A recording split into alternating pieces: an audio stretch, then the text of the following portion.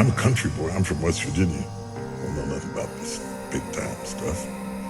I never even asked to be big. I wanted to be effective, not famous. Famous is the consequences of being effective. I didn't know nothing about being famous, and I didn't like it. And so there I was, and when you first knew, everybody attacks you first and figures you out later. Because though we say you're innocent until proven guilty, the reality is you're really guilty till proven innocent. But I didn't know that then, and I was young, upstart. You have to understand that you're looking at a 60-year-old man, but you're talking about something that's happening to a guy in his late 20s with little kids. And the first time I was in the Washington Post, the article was so vicious it made me nauseous. I was so shocked that you could say that stuff about somebody you didn't even know based on assumptions and a little bit of this and a little bit of that. They piece it all together and you don't get the same thing back. So I decided I don't want this. I was preaching from Pastor Bishop Donnie Mears, and nobody knew it because preachers can override their feelings and function.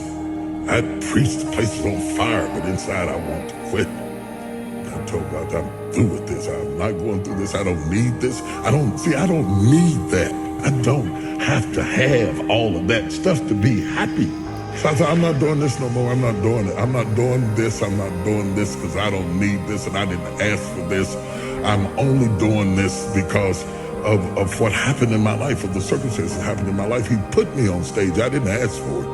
So I was mad inside and I was hurt. And I stayed up in the fellowship with the pastors because I didn't want to go back to my room and sulk in my own sorrows. And they said, there's a lady downstairs waiting to see you. The service was over, the fellowship was over, the pastor started to leave. I was trying to outwait her. I thought she'd give up and leave. And when I finally came down the steps, she was there.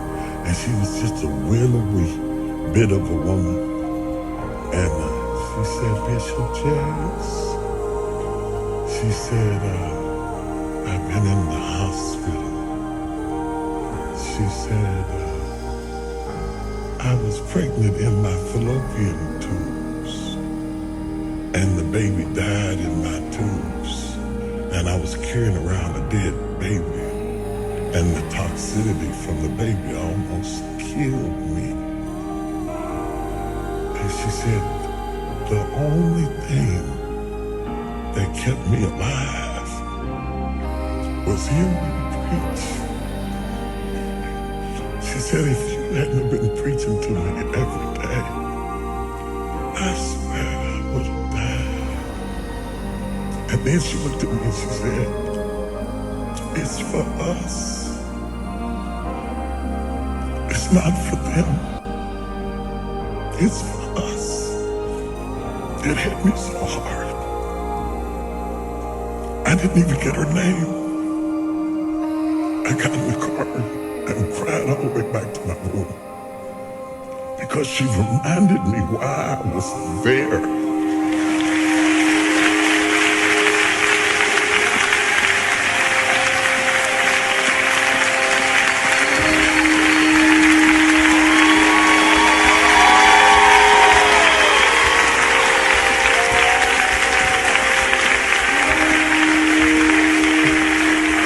I just left.